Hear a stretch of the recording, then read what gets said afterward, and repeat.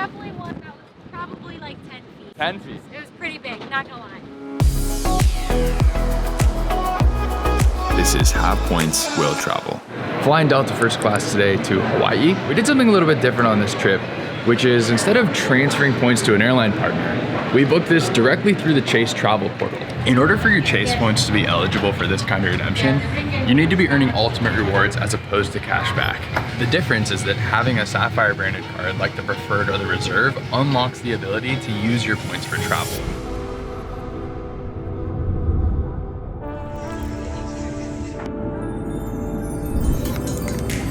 How spoiled am I that I get on this plane and find this seat to be disappointing? Sorry, it's first world problems.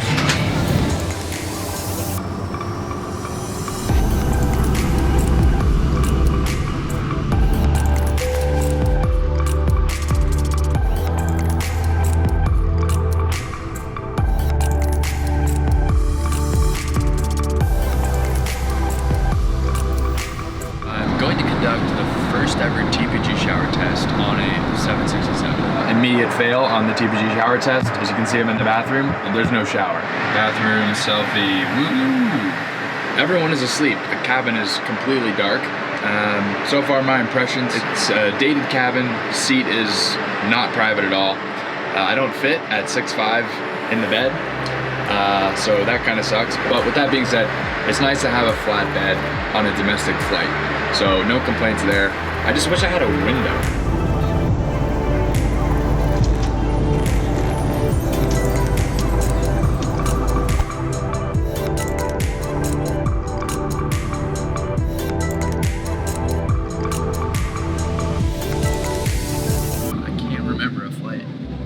Recently where the windows were down for such a long time. It probably stayed dark 95% of the time. We're landing in 6 minutes. Some people still haven't raised their windows. Made it a little hard to shoot, but so be it.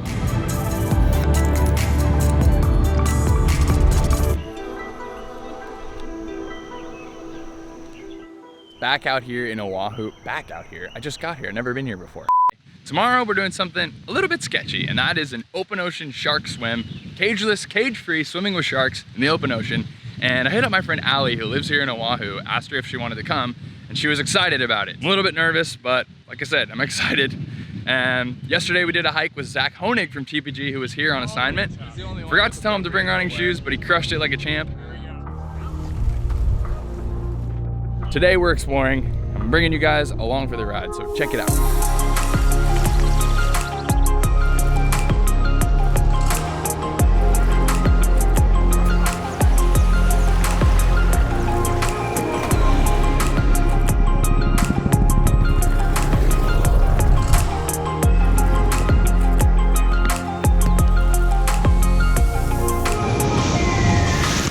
Allie. Hey. Allie and I are going diving today with sharks out of a cage.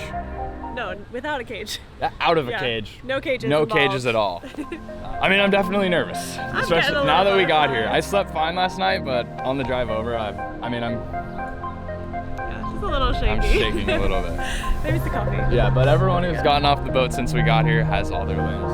Fine. It'll be fine. It feels very wrong. Positive thoughts. Positive thoughts. See you on the boat.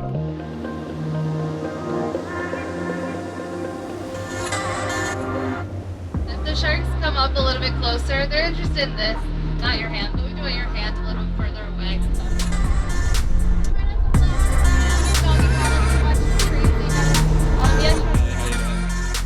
don't know if I should jump in there. It's really cool. These guys are 6 to 12 feet, and there was definitely one that was probably like 10 feet. 10 feet. It was pretty big, not gonna lie. Woo. Actually, I'm feeling pretty good now. Yeah, no. It looks good. It seems legit. Ian Agrimis, water person. Yeah. Get after it.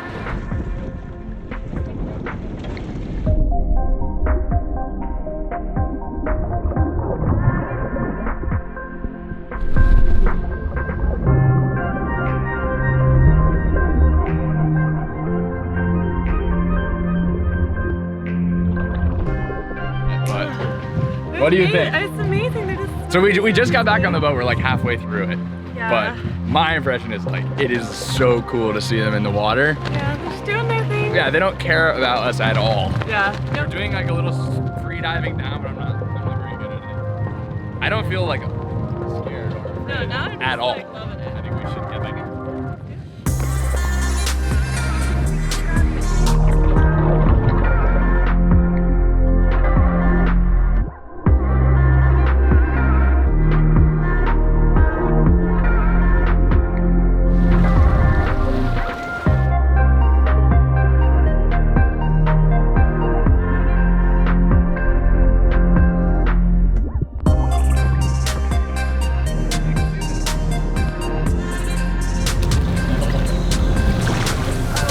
done.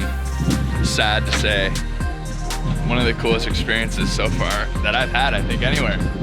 I mean, I don't know, kind of speechless. Don't really know what to say. A lot of respect for the sharks. A lot of respect for the sharks.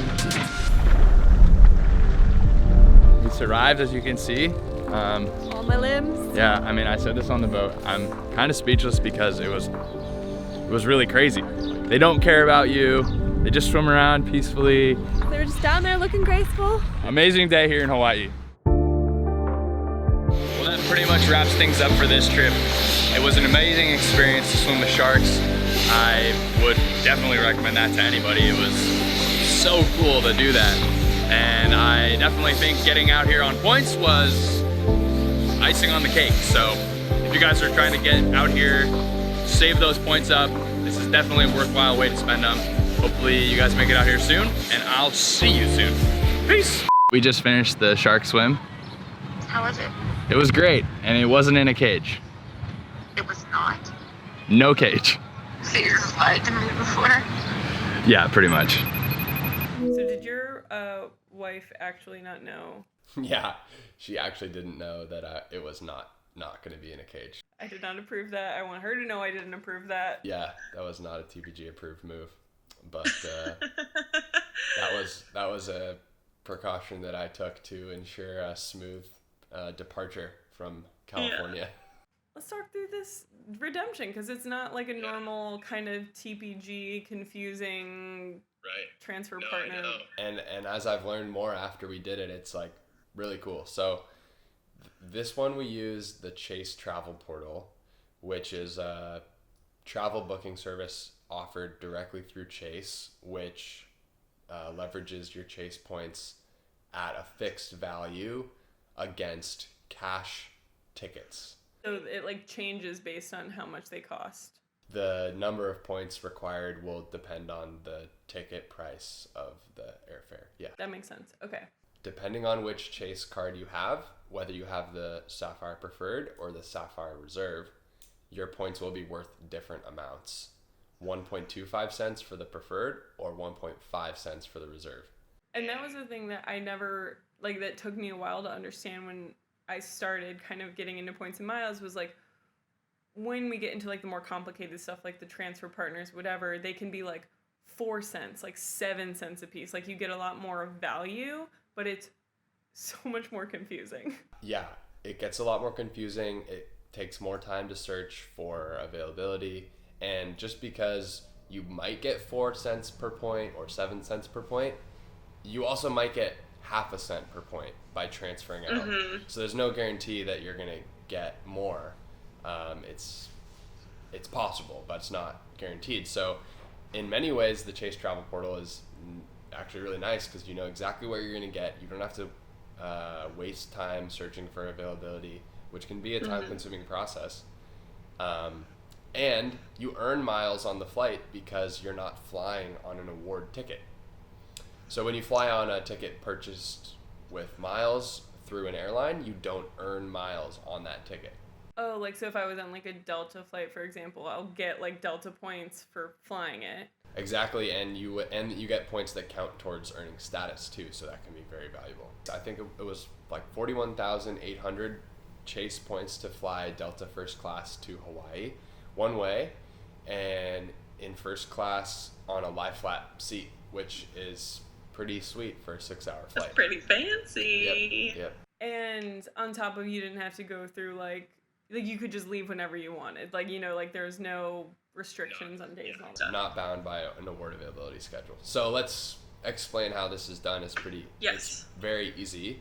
Okay, so I'm going to click through. My beginner brain's going to click through, so I understand what you're talking about. In order to use the Chase Travel Portal, you do have to have the Sapphire, one of the Sapphire branded credit cards. Oh, one of the things I thought was so cool is like once you have the Sapphire cards, if you have like the Freedom Unlimited or one of the like not Sapphire ones that you earn points on, those can be like transferred up. Like if you like, they can be like graduated once you have the Sapphire card.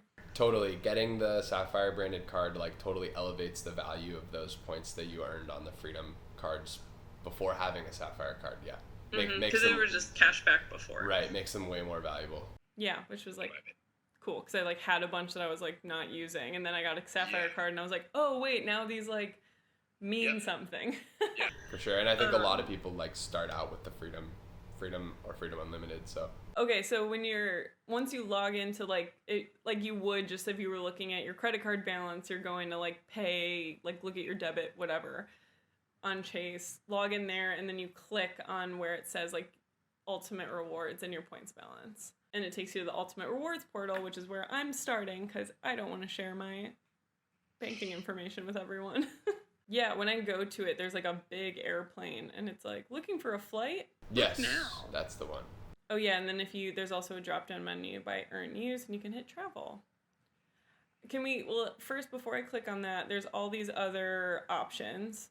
Amazon, Apple, cashback experiences, stuff like that. And I know, based on what I hear on this office, we don't suggest using your points for Amazon or anything like that, just based on the value of what you're getting for your points. Yeah, the value for redeeming on Apple or Amazon, for example, is going to be much less than 1.25 cents. It would probably be less than 1. I mean, you hear stories all the time of people spending like 120,000 points on a vacuum. And like you could have gone on just like a bonkers trip.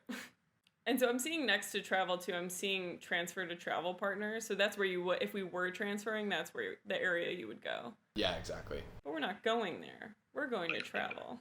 Oh yeah, I mean, it's saying it's powered by Expedia. It like looks. Yep. Oh, and there's even a little circle where it says like, when your 106,000 points are redeemed for travel, they're worth $1,330.70. I think the cool part, which I know a lot of people who are beginners don't understand, was like all of those points, like I just earned from using the card. I didn't buy these points. They don't cost $1,000. They're worth $1,000. Yeah. That's what I get with a lot of my friends that don't understand. They're like, so you have to buy them? And I was like, no, you get them. And I don't know that we said this before, but with both of these, you get 2x and 3x on travel purchases and dining purchases, which I know for me, living in New York, Uber and Seamless are pretty much all I spend my money on. I'm sure. So it's pretty easy. I mean, I spend almost every dollar on that card when I'm traveling. Okay, cool. So let's actually do this. So part of why this made so much sense for us was that the actual airfare that we found was like a very good price, a good deal, $628.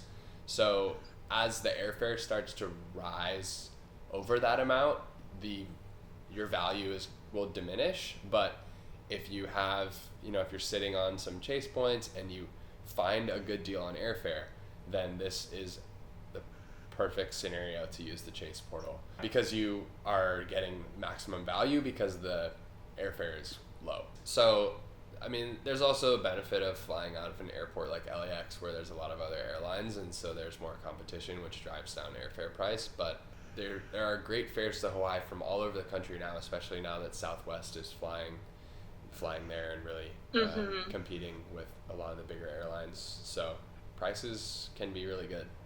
okay, yeah, so I'm seeing a bunch of availability for first class on like Delta, Alaska, American, and they're like $550. Amazing.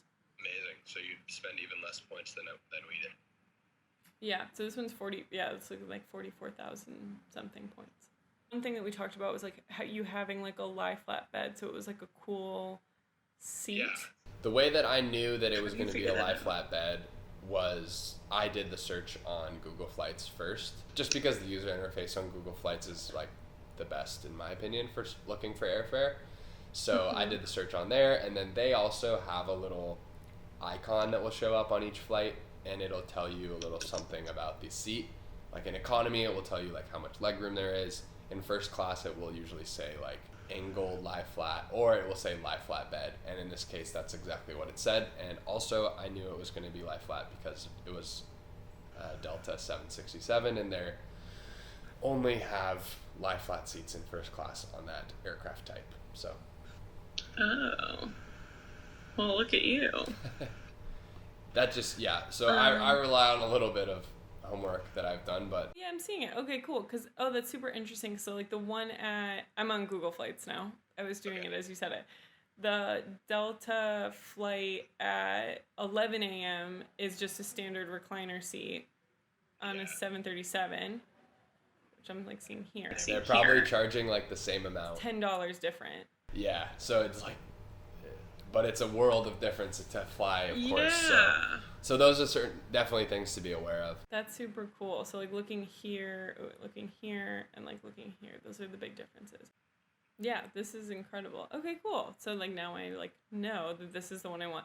Because it's like if you were just looking at it, one's 8 a.m., one's 11 a.m. If you were just doing it on timing, you'd be like, I mean, 11 sounds nicer. Yeah, if you dig a little deeper, you can get the details that'll make a big difference. Yeah, very cool. And then so you would just select it. I'm not going to accidentally buy this flight. Yeah, don't accidentally buy it. But yeah, you would... have to position for... Yeah, you just go through it, and then it'll send you the confirmation code like straight from the airline you buy from, and then you can make sure your frequent flyer number's in there and get the miles from it, and you'll be good to go. Very cool. Okay, this is really, I think, quite easy and a great value, like we said, for your points. Absolutely. And I used to look down on it, but after we did it and I looked into it a little bit more, I realized that it can actually be like a great option. So high five to Chase for like coming up with this system. Yeah, and I think this is also a really good option for like, okay, we're going on a big like a couple, like we want to do like a special trip, and it's like, we can do it really nice one way there, and then or back or whatever you want to do. I know here they always say like maybe fly the nicer way back. Yeah. Because you're going to be bummed that you're leaving vacation anyway. That's my preference too. Well, cool. Thanks for taking me through this. I appreciate it. Thanks for watching. Let's subscribe to the channel to get all of our best travel tips and for a sneak peek of where I'm off to next.